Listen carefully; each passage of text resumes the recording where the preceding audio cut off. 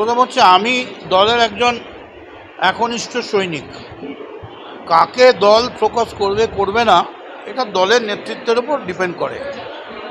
আমাকে দলের একটা ফোকাস লেটার আমাকে পাঠানো হয়েছে, তার উত্তর নেতৃত্বের কাছে পৌঁছে দেবো এবং আমি বিশ্বাস করি যে নেতৃত্ব আমার প্রকৃত অবস্থান তারা নিঃসন্দেহে ফিল করবেন।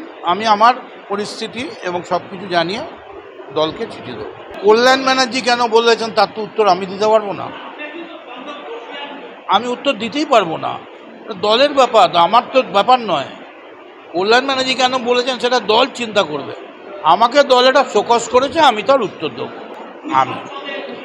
আমি এসব ব্যাপারে কোনো মন্তব্য করব। দল বিড়ম্বনা, দল, আমি ব্যক্তি নয়, দল বড়, দলের চেয়ে নেতা বড়। তো আমার নেত্রী আমাকে একটা শোকজ পাঠিয়েছেন দল থেকে, আমি তার উত্তর দেবো। কেন কল্যাণ ব্যানার্জিকে পাঠায়নি এই ব্যাপারে আমার ঔদ্ধত্যের বা কোনো অধিকার নেই যে সেটা প্রশ্ন করার। না, কিসের অভিমান করবো? দল আমার সব কিছু, দলের জন্যই আমি সব কিছু। দল মনে করেছে দলের কোনো অস্বস্তি হয়েছে, দল আমায় পাঠিয়েছে, আমিও প্রকৃত অবস্থান জানিয়ে দলকে জানাচ্ছি। আমি আশা করব দল নিশ্চয়ই আমার অবস্থানটা বুঝবে, কারণ আমি সব কিছু ডকুমেন্ট দিয়েই দলের কাছে উত্তর দিচ্ছি।